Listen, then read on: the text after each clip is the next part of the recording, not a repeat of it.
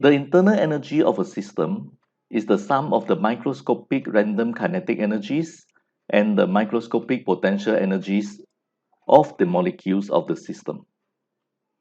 The first law of thermodynamics states that the increase in internal energy of a system is the sum of the heat supplied to the system and the work done on the system.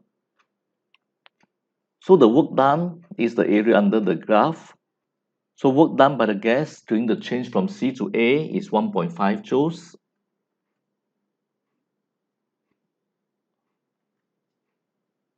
From A to B, Q is 0, so delta U will be 4.2 joules. From B to C, there's no change in volume, so work done is 0. So delta U will be equal to Q.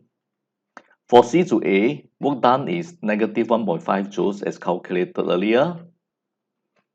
And the increase in energy from C to A will be 4.3 joules.